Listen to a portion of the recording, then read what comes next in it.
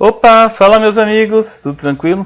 Bom, eu estou aqui para gravar mais um vídeo de aula de filosofia, revisando aquilo que nós vimos em sala de aula. E hoje a gente vai falar sobre esse grande pensador inglês, chamado Francis Bacon. E a gente vai usar os slides que nós utilizamos em sala de aula. Então, a gente vai ver um pouquinho sobre a defesa de um método para as investigações científicas. Bom, então vamos lá, né? Francis Bacon, esse camarada que vocês estão vendo aí na imagem, foi político, foi filósofo, cientista, ensaísta inglês, também foi barão de Verulam, visconde de Saint-Alban e é considerado como o fundador da ciência moderna. Inclusive, ele tinha um grande projeto filosófico. Vamos entender um pouquinho sobre esse projeto filosófico. O pensador, ele reivindica uma formulação radical do saber, lançando as bases metodológicas de conhecimentos efetivos sobre a natureza, que sejam utilizados para melhorar a vida dos seres humanos.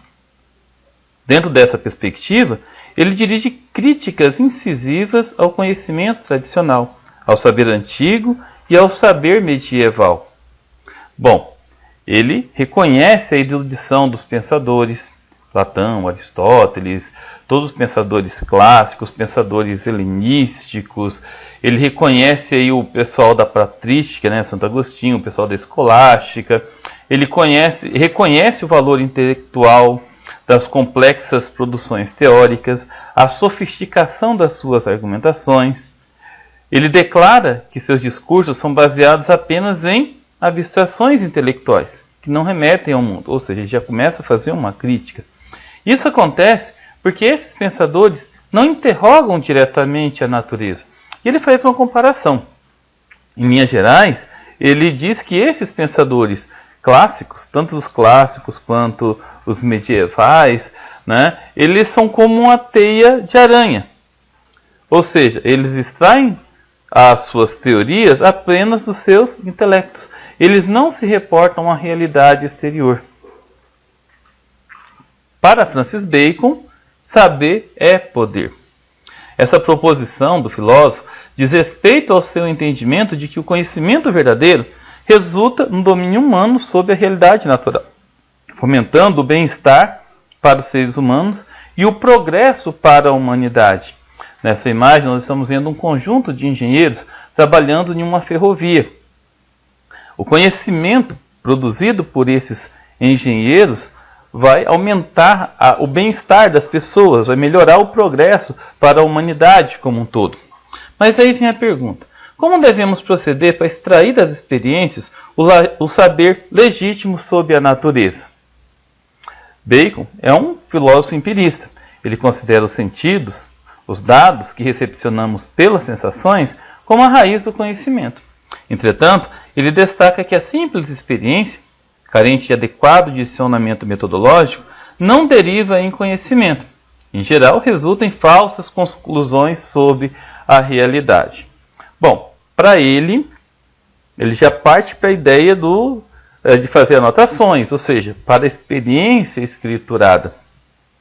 Essa experiência escriturada, como nós estamos vendo aqui na imagem, né, consiste precisamente na observação efetuada, mediante procedimentos sistemáticos e controlados, isso é, com rigor metodológico, capaz de proporcionar a identificação das relações naturais, tanto de causa como de efeito, das regras inerentes aos fenômenos naturais.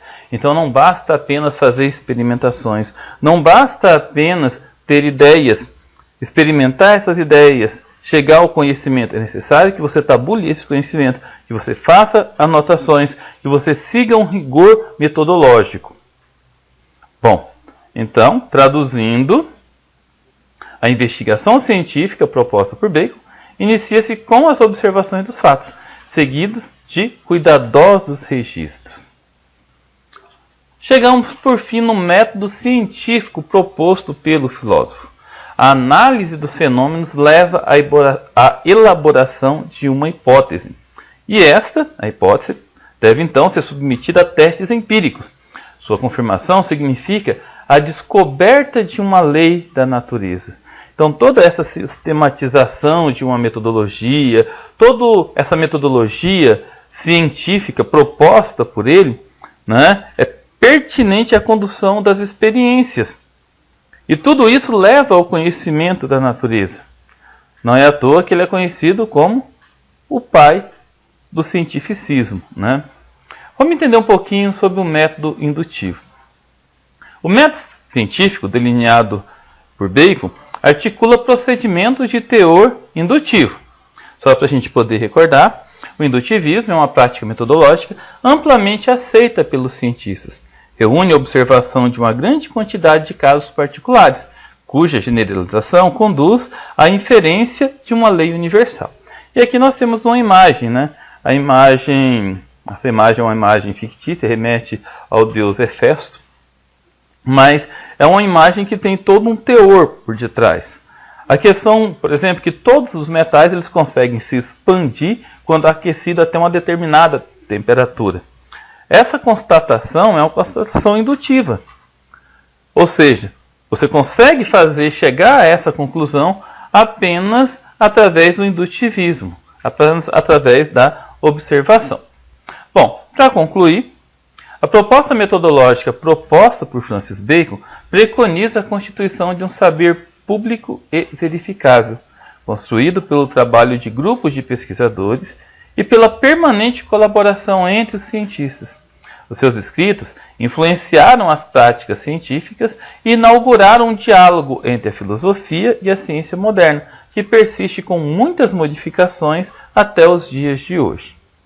Bom, chegamos ao fim de mais uma revisão, de mais uma aula de filosofia, aumentando ainda um pouco mais todo esse leque de aprendizado nosso sobre a filosofia.